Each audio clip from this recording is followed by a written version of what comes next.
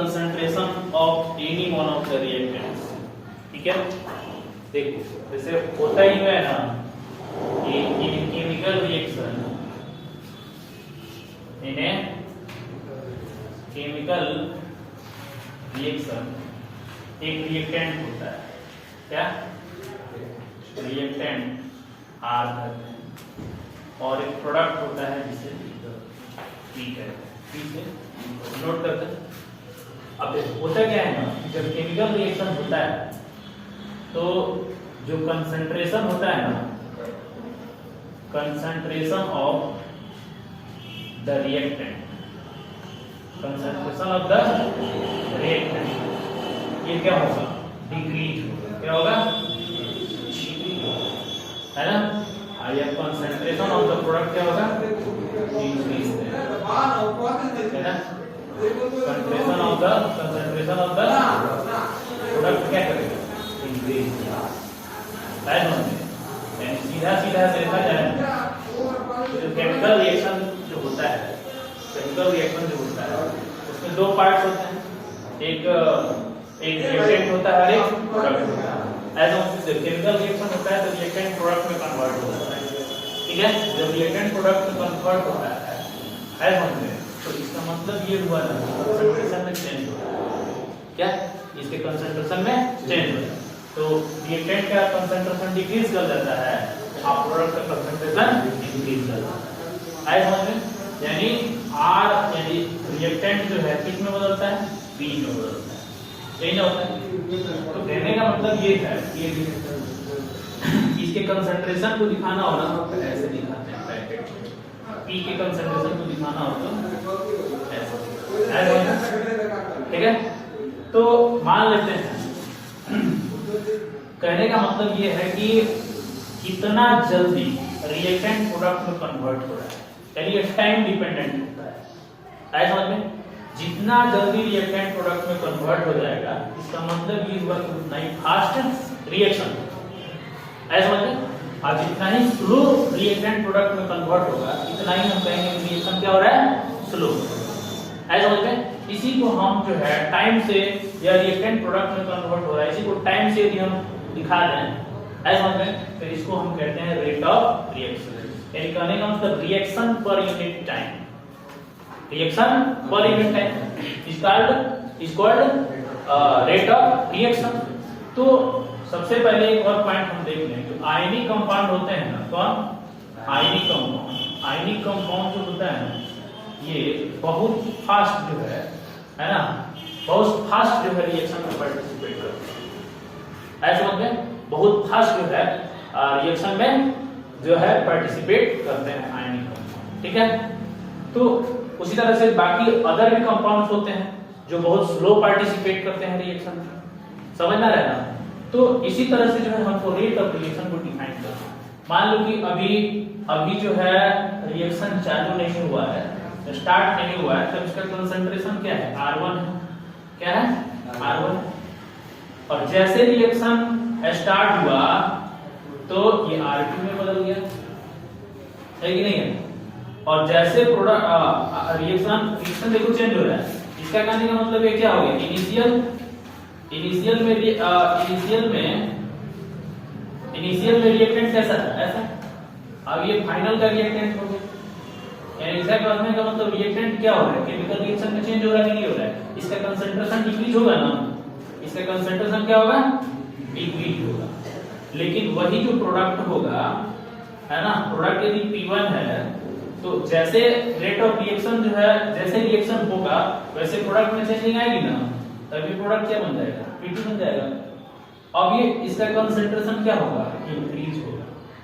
ऐसा समझे। अब यहाँ यदि हम देखें चेंज इन रिएक्टेंट, तो हमको क्या मिलने वाला है, तो चेंज इन रिएक्टेंट से भी देखें तो इसको लिख सकते हैं final minus initial, R2 minus R1। समझ में। और इसमें भी हम ध्यान से देखें तो इसमें क्या होगा, product change in product R2 minus ये क्या हो गया R1।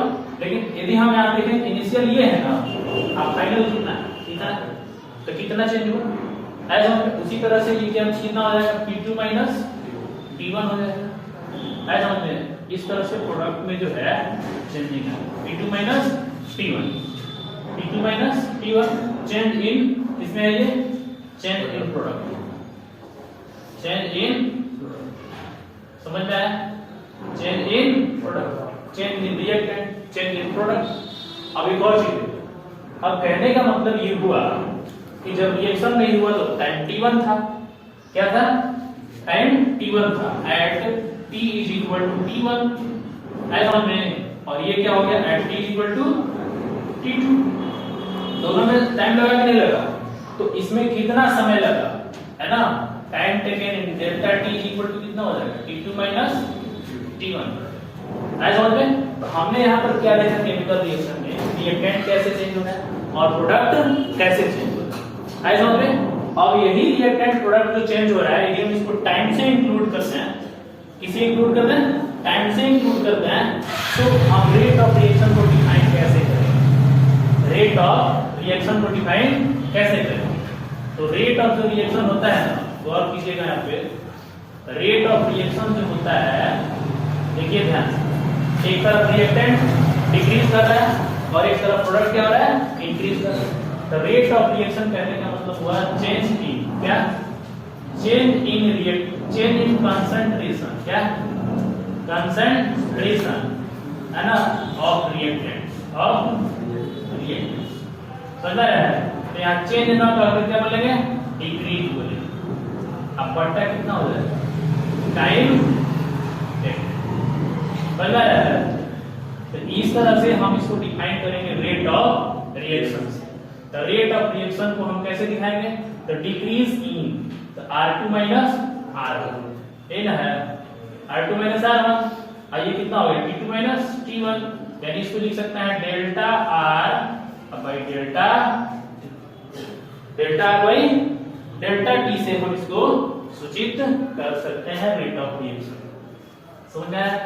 तो देखो रेट ऑफ रिएक्शन, अब इसमें क्या हो रहा है ना कि रेट ऑफ रिएक्शन जब भी लिखते हैं ना तो उसको हम माइनस से सूचित करते हैं, किससे जी, माइनस से, क्यों, क्योंकि एक तरफ घट रहा होता है और दूसरी तरफ बढ़ रहा होता है, अपोजिट रिएक्शन होता है, एक घटता है तो दूसरा क्या होता है, बढ़ता है। इसलिए हम रेट ऑफ रिएक्शन को कैसे दिखाएंगे, R बराबर minus del R by dt से दिखाएंगे, ठीक है। इसी तरह से दूसरा जो रिएक्शन है ना, तो rate of reaction, rate of reaction in reactant, in reactant, ये रिएक्टेंट्स में हमने दिखा दिया, ये स्पेशली रिएक्टेंट के लिए होगा, ऐसा समझ में। तो उसी तरह से रेट ऑफ रिएक्शन हम किसमें दिखाएंगे, प्रोडक्ट में दिखाएंगे, ऐसा समझ में। Rate of reaction in product, in product में दिखाएंगे। तो सिमिलरली हम देखें तो ये भी कितना हो जाएगा, increase in product time, total time, इसका मतलब ये भी कितना हो जाएगा, delta P by delta T, ऐसा में। रेट ऑफ रिएक्शन को जो है हम इस तरह से दिखाते हैं।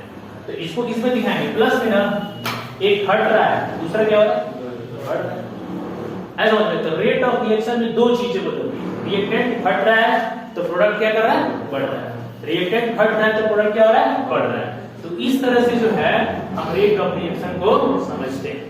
तो रेट ऑफ रिएक्शन कहने का मतलब कितना फास्ट रिएक्टेंट का कंसंट्रेशन घट रहा है, अच्छा है, कितना फास्ट प्रोडक्ट का कंसंट्रेशन बढ़ रहा है। तो प्रोडक्ट का कंसंट्रेशन टाइम के हिसाब से बढ़ रहा है, ऐसा समझ में, यानी वो हमेशा जो है जितना जल्दी मतलब रिएक्शन होगा उतना फास्ट प्रोडक्ट बनेगा, ऐसा समझ में। और जितना स्लो रिएक्शन होगा उतना स्लो भी प्रोडक्ट का निर्माण होगा।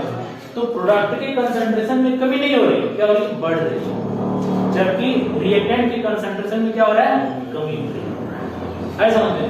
तो इस तरह से जो है हम केमिकल रिएक्शन के रेट ऑफ रिएक्शन को समझ सकते हैं, ठीक है। तो रेट ऑफ केमिकल रिएक्शन कहने का मतलब केमिकल रिएक्शन कितना तेज हो रहा है और कितना स्लो हो रहा है, ऐसा समझ में। तो दो चीजों से हम बता सकते हैं, है ना, क्या, concentration of the reactant decrease होता है और concentration of the product increase होता है। इसी से पता चल जाएगा, ये जो है इसी से पता चल जाएगा कि केमिकल रिएक्शन कितना फास्ट हो रहा है और कितना स्लो हो रहा है। जैसे कि हम लोग बात करते हैं सोडियम, सोडियम जैसे ऑक्सीजन से रिएक्शन करता है तुरंत सोडियम ऑक्साइड तो बनाता है, लेकिन बड़ा ही वोलेटाइल होता है कि काफी वोलेटाइल होता है, ज्वलनशील होता है। इसका मतलब ये फास्ट रिएक्शन शो कर रहा है कि नहीं कर रहा है? इसका रेट ऑफ रिएक्शन जो होता है बहुत हाई होता है, बहुत जल्दी सोडियम और ऑक्सीजन यानी एक तरह से क्या होते हैं, दोनों के दोनों डिक्रीज हो जाता है।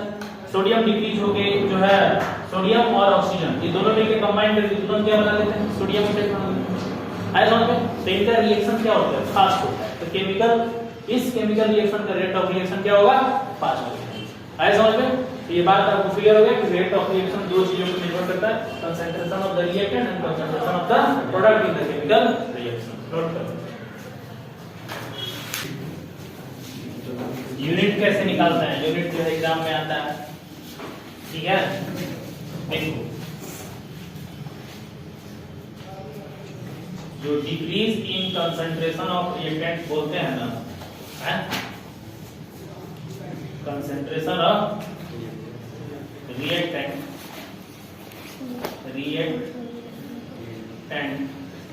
इसको बोलते हैं, है ना, डिसअपीयरेंस। क्या बोलते हैं जी? Disappearance of reactant. इसका मतलब होता है ना, डिसअपीयरेंस कहने का मतलब लुप्त होता है, ठीक है? जब डिक्रीज होगा ना रिएक्टेंट, इसका मतलब रिएक्टेंट क्या होगा, डिसअपीयर हो जाएगा। अब वही यदि बोलेंगे ना, इंक्रीज इन क्या है, कंसंट्रेशन ऑफ प्रोडक्ट, तो पता है क्या होगा, है ना? तो आप इसको बोलेंगे अपीयरेंस। क्या होगा, अपीयरेंस। न्यू फॉर्मेशन होगा ना, अपीयरेंस ऑफ द प्रोडक्ट, इसको ये भी बोलते हैं। समझ में आया?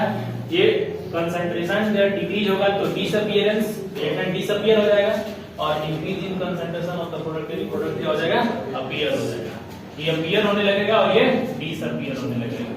ऐसा समझ में, डिसअपीयर होने लगेगा। अब एक चीज देखो यहाँ कि जो रेट ऑफ रिएक्शन है ना,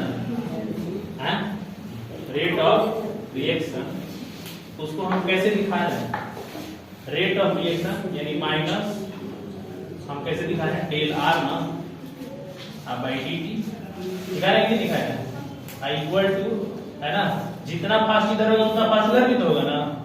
इसी को डेल पी बाई क्या कर सकते हैं, डेल टी कर सकते हैं। तो एक तरफ माइनस होगा और एक तरफ प्लस होगा। समझ आ रहा है? अब देखो, जितना चाहे रिएक्टेंट है चाहे प्रोडक्ट है, ये दोनों का दोनों क्या शो किया गया है, कंसंट्रेशन।